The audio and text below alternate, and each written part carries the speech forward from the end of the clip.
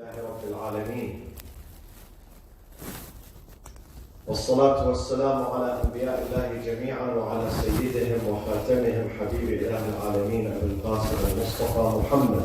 اللهم صل على محمد وآل محمد. السلام على رسول الله أمين الله على وحيه وعزائم أمره، الخاتم لما سبق والفاتح لما استقبل والمهيمن على ذلك كله ورحمة الله وبركاته. السلام على صاحب السكينة، السلام على المدفون في المدينة، السلام على المنصور المؤيد، السلام على أبي القاسم المصطفى محمد. اللهم صل على محمد وعلى أهل بيته الطيبين الطاهرين المعصومين الذين أظهر الله عنهم الرجس وطهرهم تطهيرا. اللهم صل على محمد وعلى سيدتنا ومولاتنا وشفيعتنا يوم الحشر فاطمة الزهرا ابنة رسول الله وحبيبة رسول الله صلى الله عليه وآله وسلم. والسلام على سيدنا وإمامنا وقائدنا الحجة ابن الحسن المهدي المنتظر. اللهم صل على محمد ونحن له الفداء وعجل الله تعالى فرجه الشريف. أعوذ بالله من الشيطان الرجيم. بسم الله الرحمن الرحيم. في بيوت أذن الله أن ترفع ويذكر فيها اسمه يسبح له فيها بالغدو والآصال رجال لا تلهيهم تجارة ولا بيع عن ذكر الله وإقام الصلاة وإيتاء الزكاة يخافون يوما تتقلب فيه القلوب والأبصار. صدق الله العلي العظيم. اللهم صل على محمد وآل محمد. If you look throughout the history of mankind, not just the Islamic history, and you examine the life of societies and families and people, you would find that the most beautiful,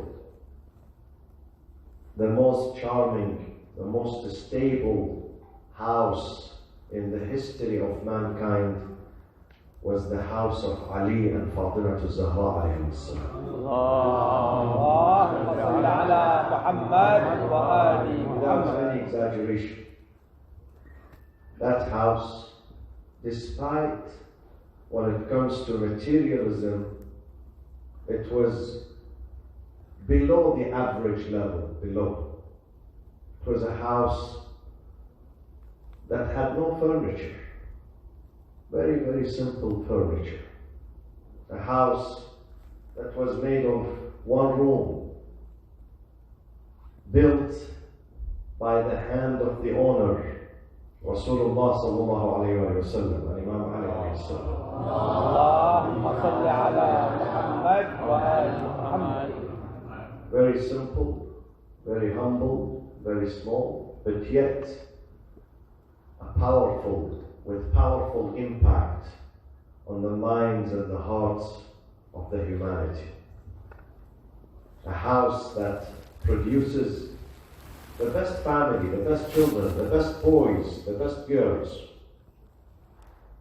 Imam Ali was a perfect paradigm of a responsible husband, of a caring father, of a committed man and friend.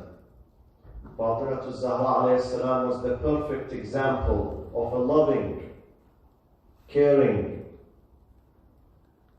beautiful mother and daughter and wife, loyal wife. When you look at their house, according to today's standards, it did not have something that makes people happy and excited.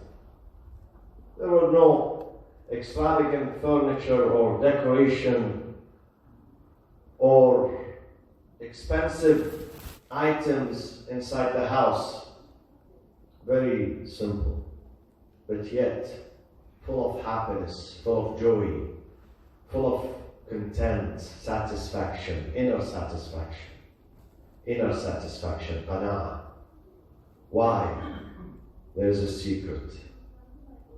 Because Ali and Fatima dedicated their entire life for the sake of God, with Allah subhanahu wa ta'ala, to satisfy God. They lived in this life, their entire life, and they had one thing in their mind: to satisfy God, not to satisfy their own selves. When you put God first, God is going to put you first too.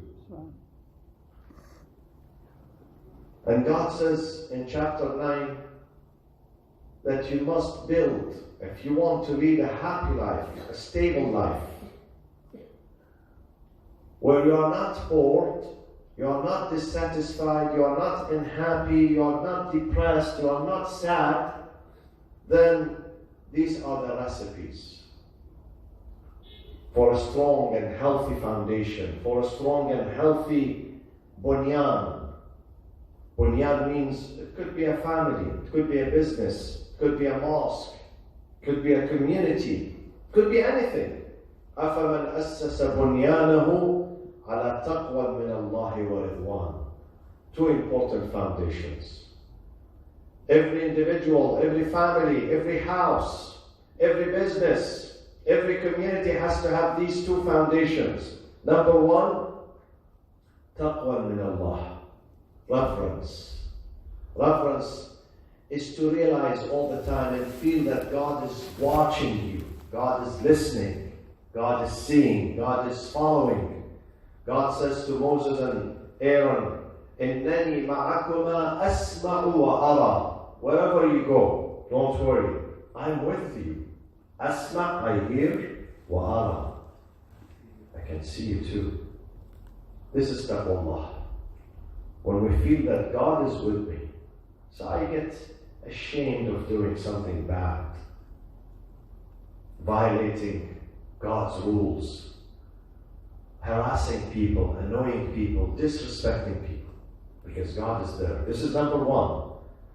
Taqwa. أَفَمَنْ أَسَّسَ بُنْيَانَهُ. This is one foundation. عَلَى تَقْوَى مِنَ اللَّهِ. The second one, وَرِضْوَانٍ. We are owned by God. We have been created by God. From Him we started our journey, and to Him sooner or later we're going to terminate our journey too. Our worldly journey here. We're going to go back to Him. So we have to put Him first. We have to put His satisfaction first. Today, families are being disintegrated. There is instability in many families, Muslims and non-Muslims, in Canada, in America, in Europe, in the Middle East, in Asia, in Africa, wherever you go, north, south, east, west, people are complaining. Families are falling apart. We witness a rapid speed of the disintegration, very, very frightening thing which is happening. The disintegration of the family, or families. Throughout the world, wherever you go.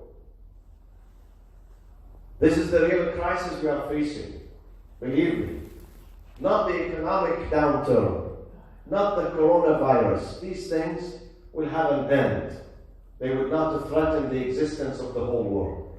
But what is really threatening our existence of the humanity, not just Muslims, the entire humanity, is the disintegration of family values.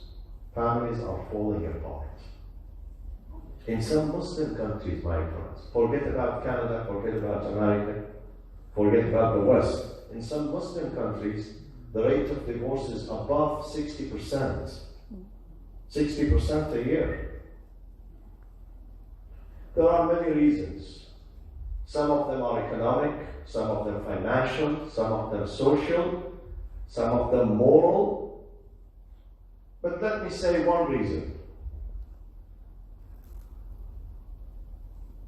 One reason which plays a role in the disintegration of our families and our homes, and that is the excessive attachment of us to the dunya.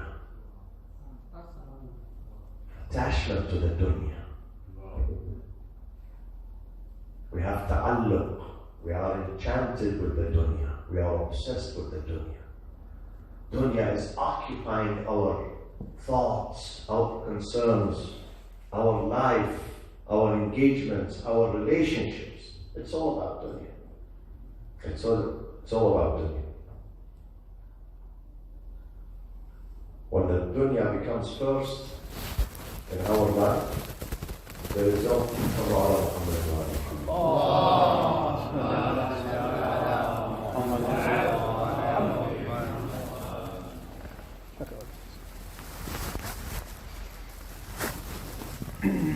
one of the beautiful du'as, very beautiful du'as. Allahumma la taj'al ad-dunya akbar hammina wa la mablagha ilmina. Oh God, do not make this dunya, this lower life, the pinnacle of my concern, my main concern, neither the culminating point of my knowledge. Don't make me obsessed with this dunya.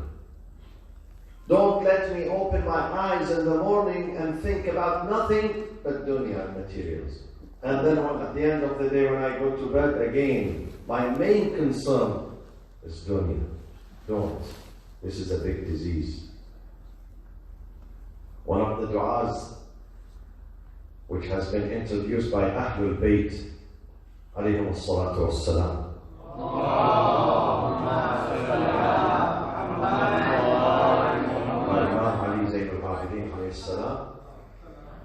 اللهم اجعل نفسي مطمئنة بقدرك وراضية بقضائك. Each sentence requires 1 hour at least of reflection and explanation. Each sentence. اللهم اجعل نفسي مطمئنة بقدرك راضية بقضائك مولعة بذكرك ودعائك.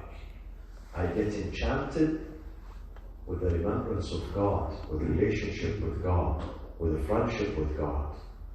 مولعة بذكرك ودعائك محبة لصفوة أوليائك. When your heart is with God, you're going to fall in love with the good people in the community. Even if they are not your relatives, even if they are not your family members, you get connected to them. محبة لصفوة أوليائك. أولياء الله. You fall in love with them. محبوبة في أرضك وسمائك.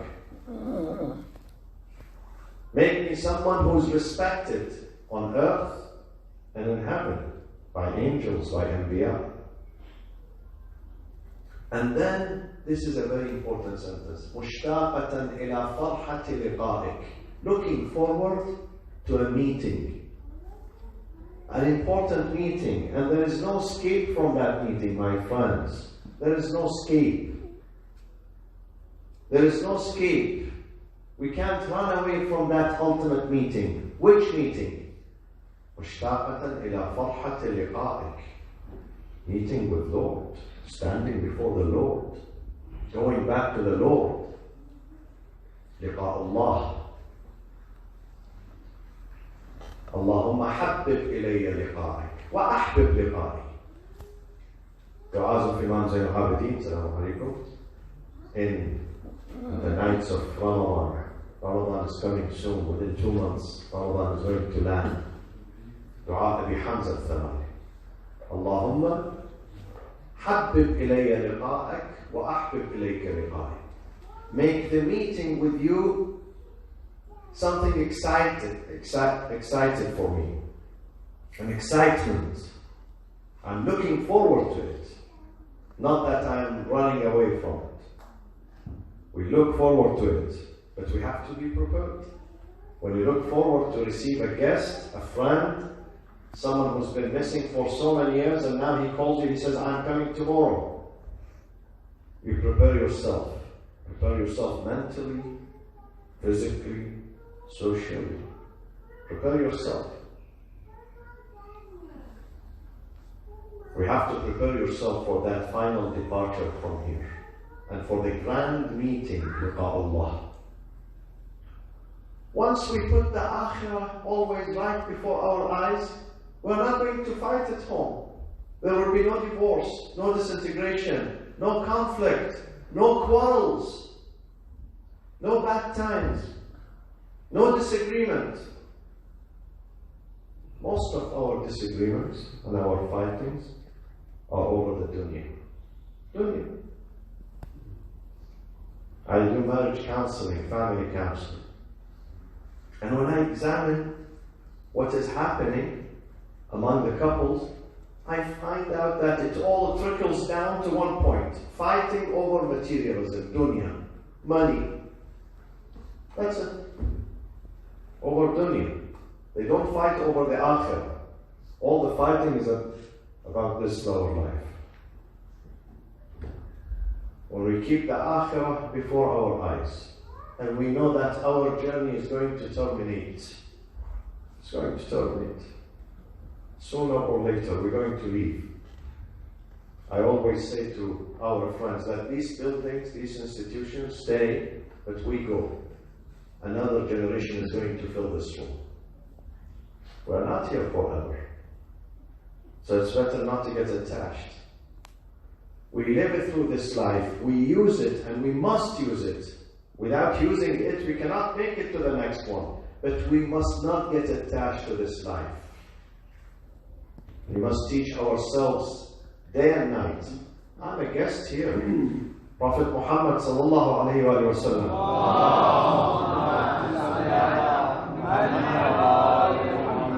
says, من في الدنيا ضيف وما في يده عارية والضيف مرتحل والعارية مؤدات.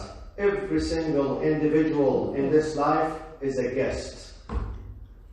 Everything we have, we own everything from the smallest to the largest to the biggest is عارية, is a loan. No, it's a lease. Even if your house is paid off, still does not belong to you. You are there for a number of years. Amir al-Mu'mineen alayhi salatu wasalam says, إِنَّمَا أَنْتَ عَدَدُ أَيَّامٍ. You are in this life for a number of days. He never said number of years or number of months. إِنَّمَا أَنْتَ, you are not but عَدَدُ أَيَّامٍ, a number of days. فَكُلُّ يَوْمٍ يَمْضِي فِيكَ, every day that passes by. Today is Saturday, February what? 15th? Huh? That's it. It's over. 2020. It's over. فَكُلُّ يَوْمٍ يَمْضِي فِيكَ يَمْضِي بِبَعْضِكَ. Every day passes by is going to dismantle some part of you. So some part of me is being dismantled. This is a reality. مَنْ فِي الدُّنْيَا ضَيْفٌ وَمَا فِي يَدِهِ عَارِيَةٌ. Everything we own is a lease. وَالضَّيْفُ مُرْتَحِلٌ.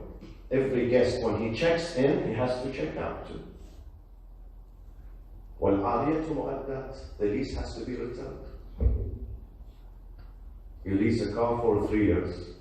At the end, you have to take it back to the dealer. It's not yours.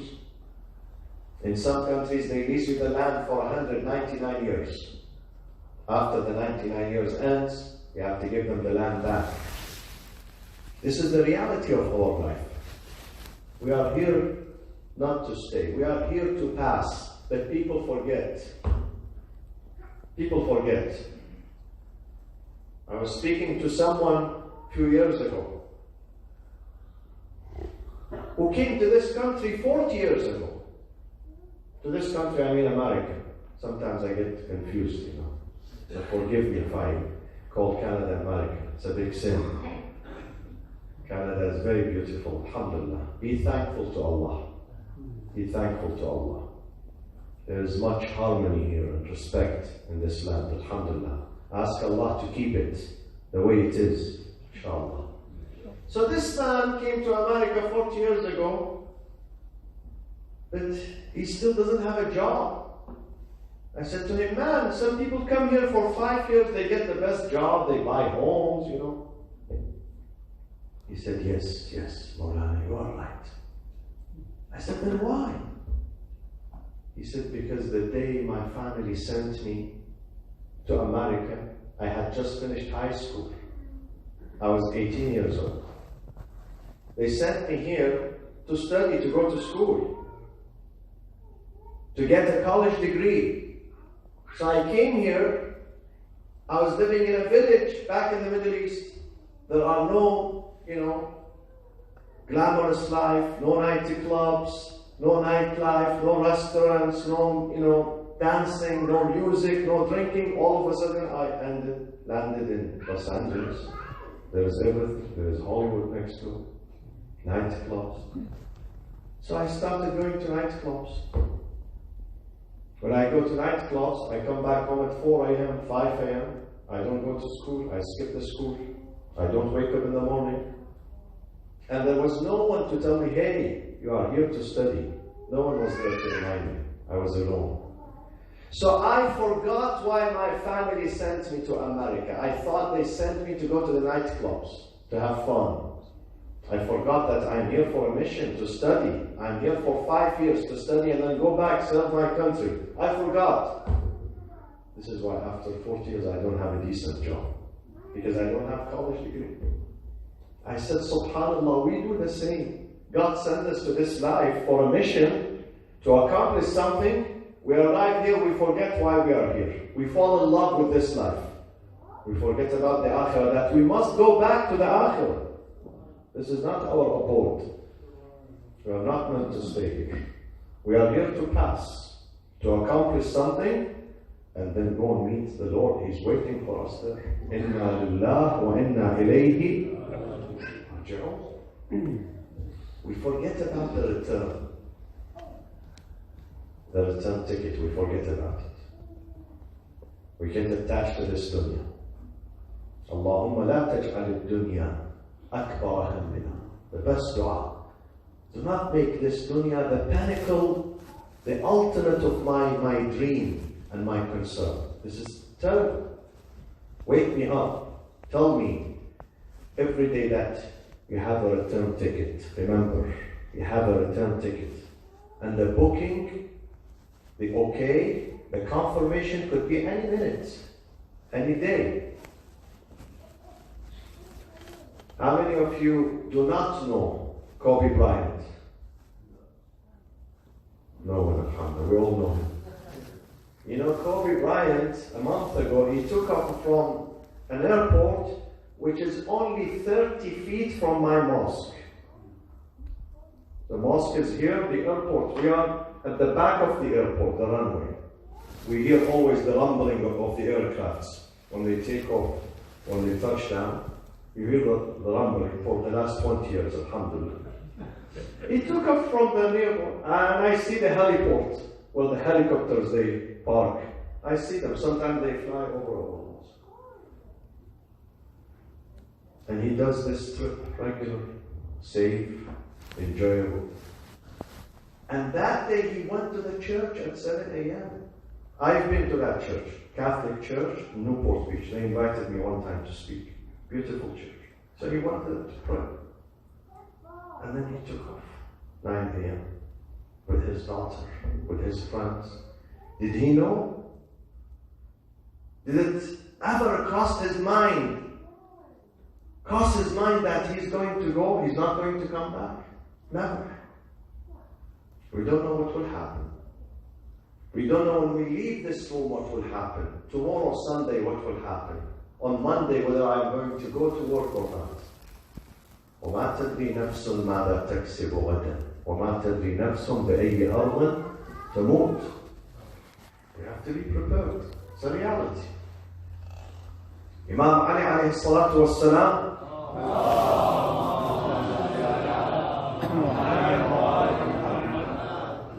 would always advise his children, Hassan and Hussein alayhi salam. He would tell them, بني أكثر من ذكر الموت. أكثر. Always frequently remember death. Not to make your life miserable or difficult or depressing. No, this is not the point. The point is to know that you are not here to stay. So you have to work harder and harder and harder. You have to produce for tomorrow. اليوم عمل ولا حساب. Today is an opportunity for us to produce, to work. وغدا, but tomorrow, حساب ولا عمل. Tomorrow you cannot offset. You cannot say to God, oh God, send me back here. One more week, one more month. God says in the Quran, some of them, when the angel of death arrives into their homes, they say to God, قال رب ارجعون لعلي أعمل صالحا فيما تركت. I know I missed many things, so give me one more chance. Postpone my death, one more week, one more month. The answer comes from God, كلا, nay, كلا إنها كلمة هو قائلها ومن ورائهم برزخ إلى يوم يبعثون. No, this is wishful thinking of him. There is a barzakh right ahead of him. Barzakh is what separates between this life, the separation between this life and the paradise or the hellfire. This is barzakh. He has a barzakh ahead of him. There is no return. There is no return. We have given him 60 years, 70 years, 90 years. We have given him enough time. So my friends, the reason why we have conflict in our life, because we don't remember the Akhirah. But if we remember the Akhirah, we are not going to hurt any person, believe me. We are going to be the most harmless people in the community.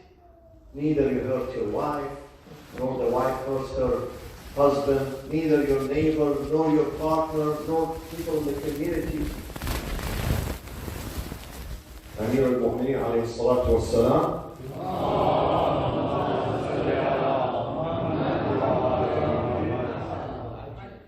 in Nahj al-Balagha, in Khutbat al-Muttaqeen, the description of the pious and the righteous, he says, قُلُوبُهُمْ مَحْزُونًا. They are sad, but you don't notice that they are sad. Maybe they smile, but inside there is sadness. Sadness for what? Not for themselves. For what is happening in this dunya. For the people who are deprived, for the people who are hungry, for the people who are homeless, and most importantly, for the people who are misguided. Sometimes there is a poor person who doesn't have food to eat. You may give him some food, he can survive. But sometimes someone has food and drink and home and family and job and money and health, but he doesn't have guidance.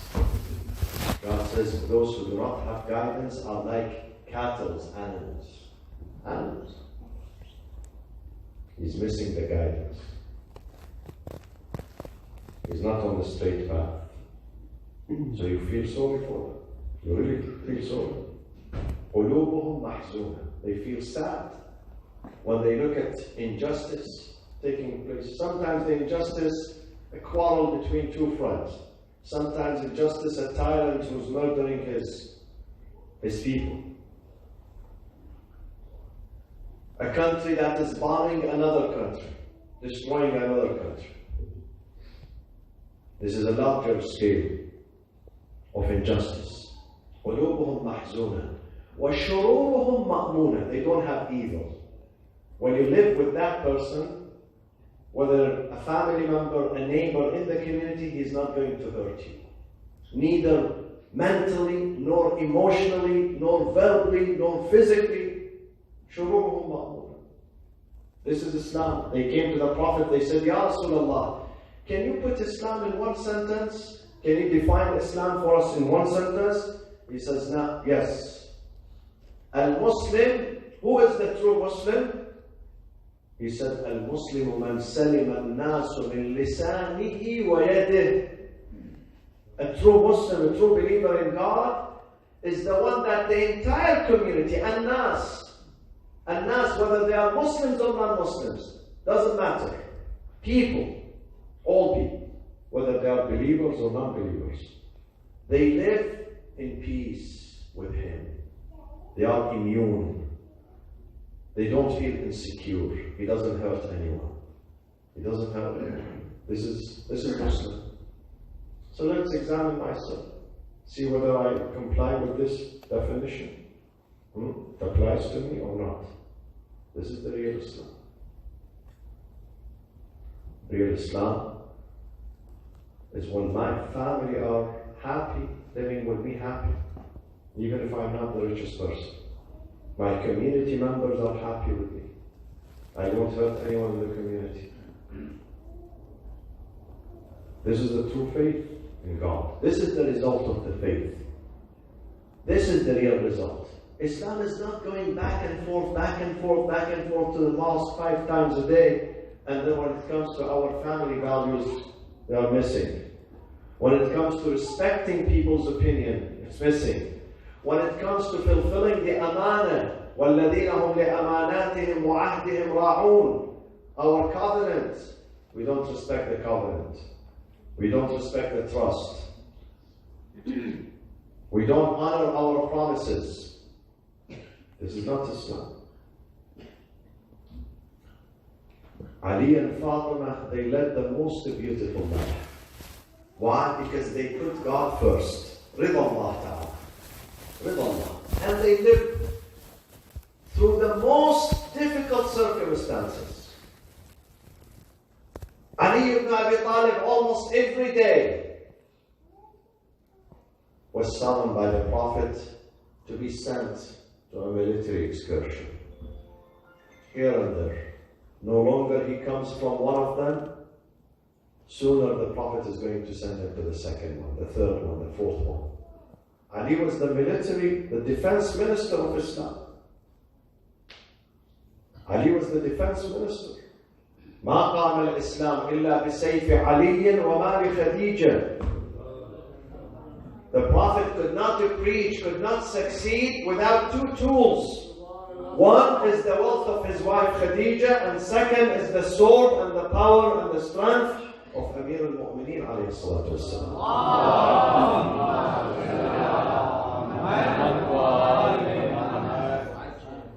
And Fatima was struggling with her kids at home. Fatima to Zahra. They spent many days, sometimes weeks, hungry and starving. And the Prophet would come to the house of Fatima and he looks at her face was pale. So he realizes Fatima did not have food. In one occasion for 3 days, my friend, it's not easy. It's not easy not to eat food for 3 days. You almost die, you cannot survive. And this is a fact in this book in the Quran. It's a fact. In chapter 76, God says, يُوفُونَ بِالنَّذْرِ وَيَخَافُونَ يَوْمًا كَانَ شَرُّهُ مُسْتَطِيرًا وَيُطْعِمُونَ الطَّعَامَ عَلَى حُبِّهِ مِسْكِينًا وَيَتِيمًا وَأَسِيرًا إِنَّمَا نُطْعِمُكُمْ لِوَجْهِ اللَّهِ لَا نُرِيدُ مِنْكُمْ جَزَاءً وَلَا شُكُورًا. They spent many days with no food, but because their goal was to satisfy God, they would bear these difficulties. Because life is based on sacrifice, my friends. If you do not sacrifice, you cannot succeed. No individual, no family, no community, no society, no country can succeed without sacrifice.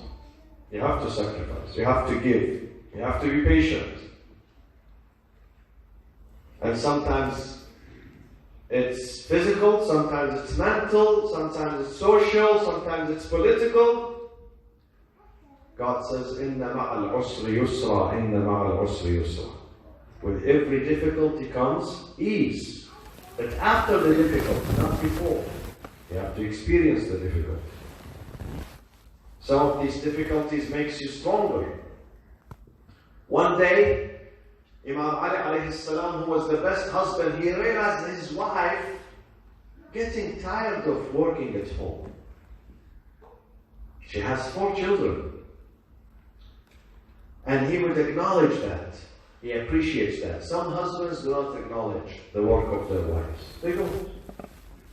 Some husbands take their wives and their families for granted. He thinks that if he marries a wife, then that wife is a servant. And she's there for food and drink and entertainment and service and this and that.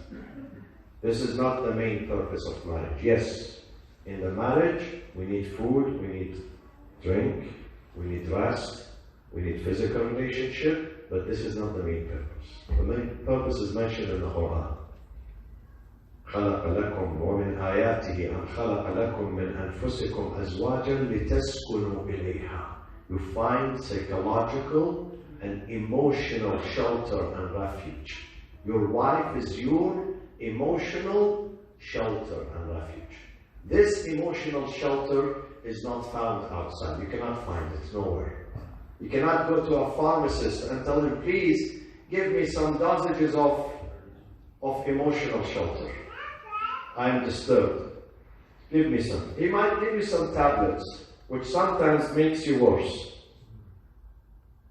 He says, emotional shelter I don't have. It's only found in the family, with your wife, with your spouse, with your husband. You can find it there. Because food, you can find it outside. Okay? You don't starve. If your wife does not cook, you are not going to starve. Food, outside. Coffee, Tim Horton, outside. Okay? Bed, hotel. There are hotels. But emotional refuge, you can't find it outside. We can't. God says only within the boundaries of family and marriage. ومن آياته أن خلق لكم من أنفسكم أزواجا لتسكنوا. Number one purpose of marriage, to find stability. When you are disturbed, when you are worried, when you are concerned, when you are in fear, when someone is chasing you, when someone is intimidating you, you have someone at home to bring you peace of mind. You have a wife waiting for you who is going to tell you, don't worry, there is Allah subhanahu wa ta'ala. Allah is going to be your defender, your helper. Put your trust in God. Or when the wife, she's in a state of fear, disturbance, she has a strong husband who's there, standing with her, supporting her, holding her hand. This is why we get married. Because every male, no matter how influential, powerful, healthy, wealthy in this life, he needs the heart of the female. He cannot survive. Nor a female, no matter how beautiful and she has her family around her, she has money, she has servants, she still needs the heart of the man to support her as a protection. We need each other. This is your God's design. God says, this is my design, this is my creation. وَمِنْ آيَاتِهِ. Min ayati means this is my design. This is my programming. This is how God programmed us. We need each other. There is a psychological need, not just physical, psychological, emotional need. We need each other. We need to support each other. If you ask me today, Sayyid, what is your definition of marriage?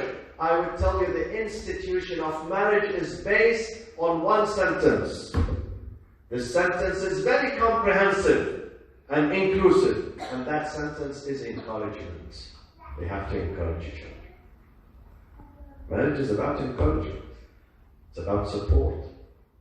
It's about holding the hands of each other. It's about understanding each other. So if your wife does something wrong, you don't punish her. If the husband does something foolish, she doesn't retaliate. They understand each other. They forgive each other. Ali alayhi salam found everything he aspired for in the house of Fatima alayhi salam. Everything. Despite that house being empty. The fridge, if you open the fridge, what they didn't have a fridge, was empty. No food. The bed, the mattresses, It's a ram skin of an animal. They use it in the night. She said to her father, Rasulullah, we use it in the night for a mattress. During the day, we use it as a carpet. We sit on it. Only one piece. House is empty. Empty of material things. But full of what? Full of faith, full of commitment, full of love, full of sincerity, full of dedication, full of taqwa, full of fear of God. This was the house of Ali ibn Talib. Today, in our societies, we have every luxury in our homes, mashallah. Our homes are mansions. Everything. How many types of food you have in the fridge? How many types of a drink you have at home at any given moment? Look at your furniture. Look at what you have at home. But yet, something important missing, and that is happiness. And that is satisfaction. People are unhappy. Why? Because when you disconnect this wire, you disconnect it, you cut it off from the source of inspiration, from the source of real peace, then money is not going to help. Money is not going to help. Sometimes when husband and wife come for counseling and the wife complains about her husband, the husband says, Sayyidina Mawlana, I have given her, I bought a nice car for her, jewelry, I take her on vacation. I did this, did that. The other day, one of them was saying, only this year, she spent $50,000 on cosmetic surgeries. $50,000, mashallah. This is what he said, I don't know. To fix this part and fix that part and, enlarge this one and smalling that one. They play with it. They think that with cosmetic surgeries, you get close to each other. Cosmetic surgeries are cosmetic.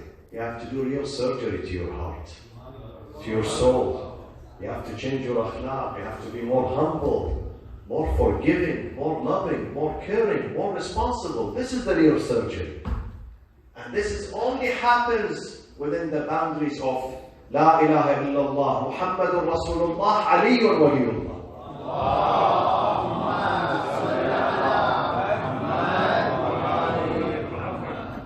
So they come, he says, I purchased this for her, I have given that. I tell him, Habibi, there is a need. We have two things in this life. Some of them are material, some of them are spiritual. The material cannot, if the spiritual thing is missing, the material is not going to be a substitute. It's not going to be a substitute. You need another spiritual element to fill the gap. The material is not going to fill the gap. It's not. No matter how much money you spend. It doesn't matter. You need a spiritual element. When respect is missing, money is not going to help there. Even if you spend a fortune, millions of dollars on that marriage, it's not going to help. The essence of marriage is not money. This is what we learn from Ali ibn Abi Talib and Fatima Zahra alayhi salam.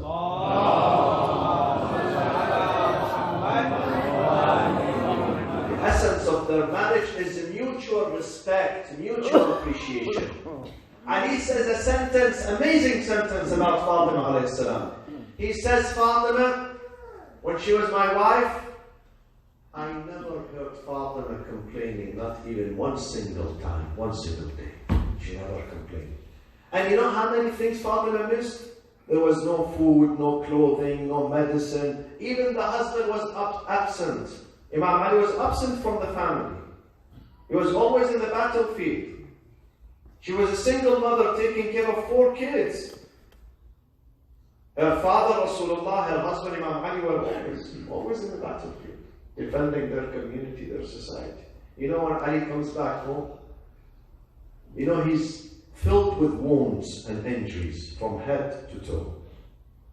He has to recover a few days for his wounds to heal so he can go back again. This was his life. wasn't easy. But Fatima never complained. Because Fatima loved Ali. Not because Ali is her husband only. Because Ali is the father of her children, Hassan and Hussein and Zainab and Kulthum. Because Ali is the brother to her father, Rasulullah sallallahu alayhi wa sallam. Because Ali is the best companion, the best friend, the best defender, the best servant of his community, the best servant of Islam. This is why she admired him. Fatima was not selfish. Today, if you ask girls, what sort of husband you're looking for? She says, I want him to be tall, handsome, this, that, he has lots of money. She thinks about herself only. Never, she says, I want him to be a good father. Tomorrow we're going to have kids. I want him to be a committed father, responsible father. I want him to be a good son to his parents, a good citizen to his country, a good member to his community, a good friend to his friends. They never say that. She only thinks about herself. If you ask the man the same question, he says, I want her to be gorgeous, beautiful, this and that. He never says, I want a good mother for my kids. I want her to be a good daughter to her family too. I want her to be a good citizen for her country, for her society. It's not only about me, it's about my community, my deen, my religion, my country. We don't mention these things. But Fatima admired Imam Ali and she chose him despite being a penniless. He had only 3 items. You know the story of his marriage. Only 3 items. Sword, skin water container that he does the irrigation with it, and the shield there, armor. The Prophet said, you don't need an armor. You are a brave man. You don't need to carry an armor. We need your sword because we need it. You defend Islam with your sword. And you need the skin water container because you are a breadwinner, you are a father, you have family, you have to sustain your family. And you work with this. But you don't need the dirham. Go and sell it in the market. It was sold in the market for 480 dirham. And the Prophet divides that money into 3 segments. He says, 1 portion for the furniture of my daughter Fatima. Simple furniture. If you read the items, you cry. Very humble, very simple. The second, clothing for Fatima to cover herself. The third, atar perfume for Fatima. Alayhi salam. 3 items. And they had the best, the most beautiful wedding. On the night of the wedding, both the Prophet ﷺ and Imam Ali, both of them, they prepared the food, they cooked the food. Can you imagine the groom himself is working with his father-in-law, cooking the food, preparing the meal throughout the day. After Maghrib, the Prophet said to Imam Ali, stand here at the door of the mosque and invite people to come for the wali.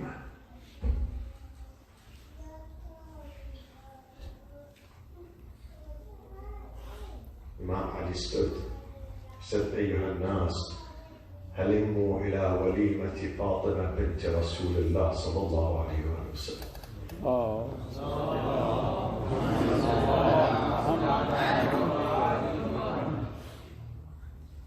This was the invitation. Very simple. Nowadays we think about the wedding 2 years before. 2 years before the wedding, we think about, the hotel and the guests and the types of food on the table, the flowers that they put them, and the wedding gown. 2 years ago. Believe me, some people, they plan 2 years ahead. But they don't think about the marriage itself. They don't speak about the marriage, about their responsibilities. They don't speak. How to raise the children, how to commit myself, how to help my wife. They never mention these things. They speak about the wedding. The wedding for them is important. This is why marriages are falling apart. Because wedding is important for us, not the marriage. Whereas Ali and Fatima, their marriage was important. Wedding is not. Wedding is simple. And the more simple your wedding is, the more barakah it has. And the more simple the dowry is, the more blessings and barakah it has. But we don't realize. Why? Because we are attached to the dunya, always dunya. اللهم صل على فاطمة وأبيها وبعلها وبنيها عدد ما أحاط به علمك. الصلاة والسلام عليك يا سيدتي ويا مولاتي يا فاطمة الزهراء. When Jibreel, earlier you heard Hadith al-Kisa, read by this wonderful man. May Allah bless him, inshallah. And bless all the young ones in your community, all the parents, all the mothers, the fathers, the children, the daughters, the sons. May Allah protect your community, inshallah. And strengthen your faith and your wilayah of Ahlul Bayt alayhim afdal salatu wassalam. Because let me tell you with full honesty, 3 things integrate each other. One of them does not work. One of them do not work. You need these 3 things. You put them together, your faith is complete. If one of them is missing, your faith is going to collapse. One is La ilaha illallah, kalimatul tawheed, the most important pillar. But La ilaha illallah does not work if you don't say Muhammadan Rasulullah.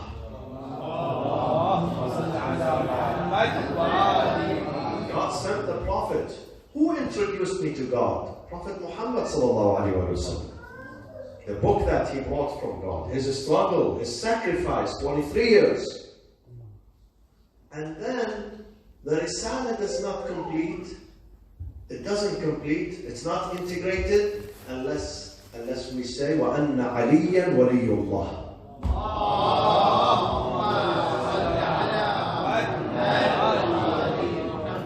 This Quran says some people believed in the Prophet, but after his death, they made a U-turn. They turned their back to the Prophet, to Islam. They did not continue the journey. So they integrate each other. So always ask Allah to make your heart firm, tathbeet, firm, inshallah. On the Tawheed, the Risala, the Nubuwwah, and the Wilayah of Ahlul Bayt alayhim salam. So Jibreel, when he asks Allah, Ilahi wa man tahta al-kisa? Of course Jibreel knows, but this is for us to know. Allah says, begins with what? Allah says to him, Ya Jibreel, home begins with Fatima, subhanallah. He doesn't say Prophet Muhammad first. He says, hum Fatimatu wa abuha wa ba'luha wa banuha.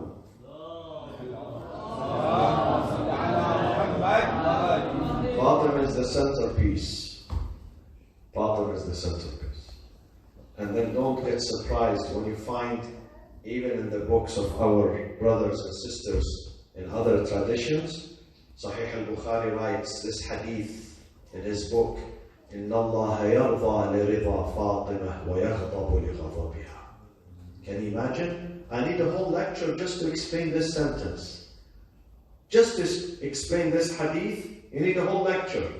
God is satisfied for the satisfaction of this lady. And God is angry for her anger. God says, Fatima is my representative here on earth. Fatima is my representative. Fatima is my reflection. See, other religions, if you go to a Hindu temple, if you go to a Buddhist temple, you can see the statue of their lords. You can see it there. Or you can see the picture. Either a statue, or even in the Catholic Church. They have a statue of Jesus, a statue of Mary. They have the picture of Jesus. They say this is Lord Jesus. Same thing in the Hindu. Same thing in the Buddhist. We don't have a picture of God. Do you have a picture of God? You have a statue of God. God says, I don't have a picture. God is not a physical being. قُلْ وَاللَّهُ أَحَدٌ اللَّهُ الصَّمَدُ لَمْ يَلِدْ وَلَمْ يُولَدْ وَلَمْ يَكُنْ لَهُ. He does not have similarity. Kufuwan means similarity, no match. So he doesn't have a picture. then how do we reach to God? How do we see Him? How do we see God? Not physically. How do we see God? When we see Ali ibn Abi Talib and Fatima Azzahra and Muhammad and Mostafa and Imam Hassan and Imam Hussein alayhi salam.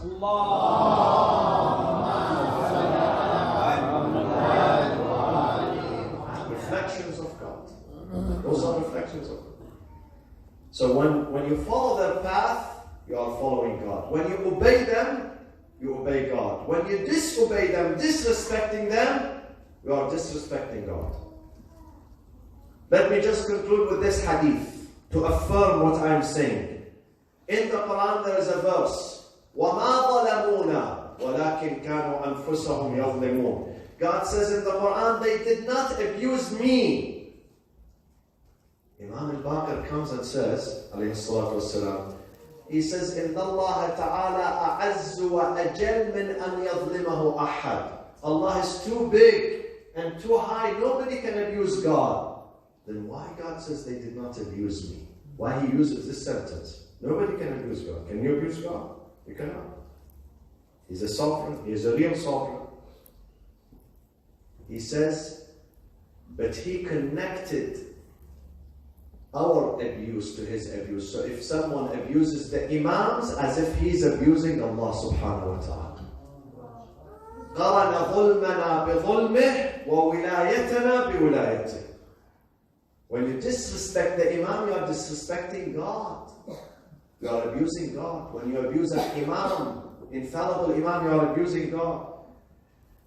And when you follow the Imam, follow him, wilayah, the fellowship of the Imam, when you are loyal to him, when you follow his path, you are following the path of God.